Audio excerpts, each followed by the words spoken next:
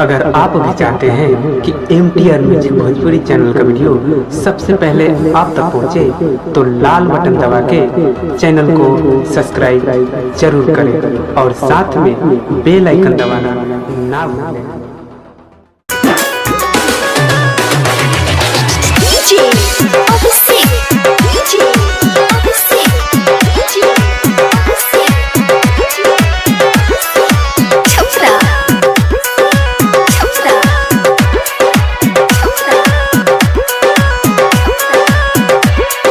बड़ी बेवफा है पूजा, बड़ी बेवफा है,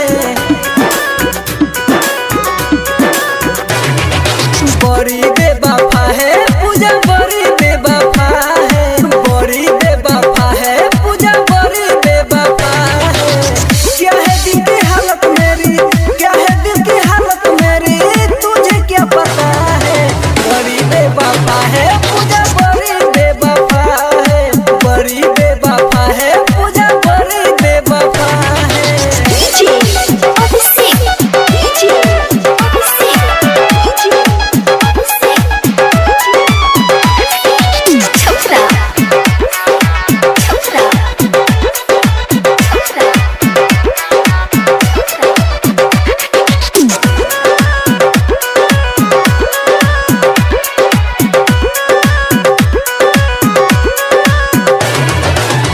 भरी महफिल में तेरी नाम मैंने रखा था, मेरे बिना शाम तेरा कभी न होता था, मेरे बिना शाम तेरा कभी न होता था।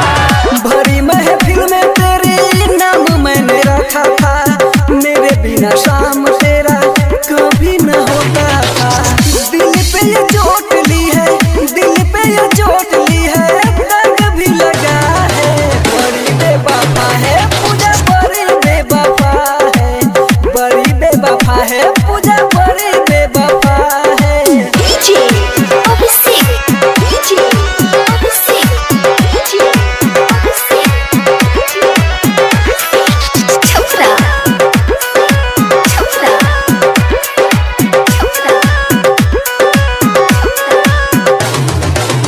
काजल से तेरा मैंने हाल चाल पूछा था, मेरे बिना तेरा भी तो दिल भी ये रूठा था, मेरे बिना तेरा भी तो दिल भी ये रूठा था। काजल से तेरा मैंने हाल चाल पूछा था, तेरे बिना मेरा भी तो दिल भी ये रूठा था।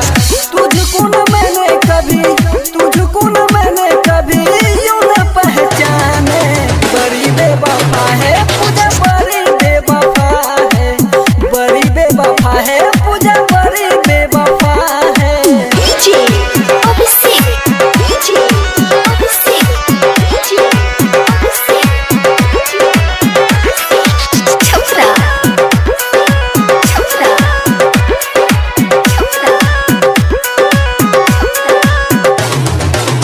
राइटर सामा से तू दिल क्यों लगाई है, फारूक राजा के तू दिल भी दुखाई है, फारूक राजा के तू दिल भी दुखाई है। राइटर सामा से तू दिल क्यों लगाई है, फारूक राजा के तू दिल भी दुखाई है। साहेब आट के तो, साहेब आट के तो यही एक सजा है।